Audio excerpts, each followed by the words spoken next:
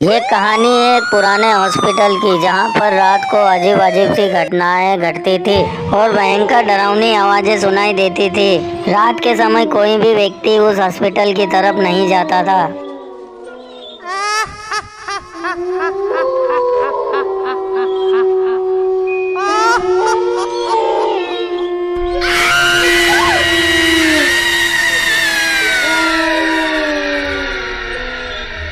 एक समय की बात है, रजनी की तबीयत अचानक बिगड़ जाती है और वो अपना इलाज करवाने उसी हॉस्पिटल में जाती है। फिर रजनी हॉस्पिटल के अंदर चली जाती है और डॉक्टर साहब के पास खड़ी हो जाती है। फिर डॉक्टर साहब उससे पूछते हैं, बताओ क्या तकलीफ है तुम्हें। फिर रजनी डॉक्टर साहब से कहती है, डॉक्टर साहब मुझे सुबह से बहुत चक्कर आ रहे हैं। तुम परेशान मत हो, सब ठीक हो जाएगा, परंतु तुम्हें यहाँ पर एक दिन के लिए भर्ती होना पड़ेगा। फिर वो रजनी को हॉस्पिटल में एडमिट कर लेते हैं और जैसे ही रात होती है, एक अजीब सी आवाज सुनाई देती है,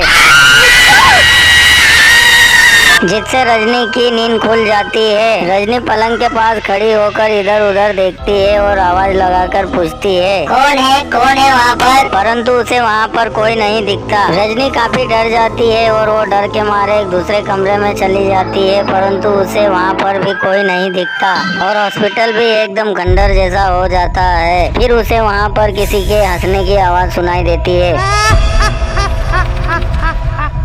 मुझे लगता है यही कमरा सेफ है, अब मुझे थोड़ी देर यहीं रुक जाना चाहिए।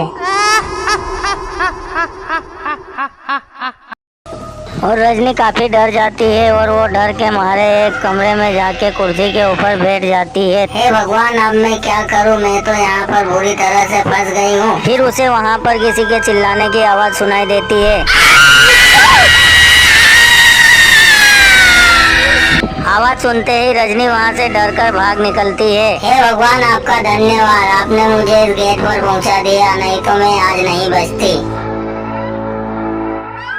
फिर रजनी उस हॉस्पिटल से बाहर निकल जाती है और अपनी जान बचा लेती है। और रजनी जैसे हॉस्पिटल से बाहर निकलती है तब उसे एक आवाज सुनाई देती है।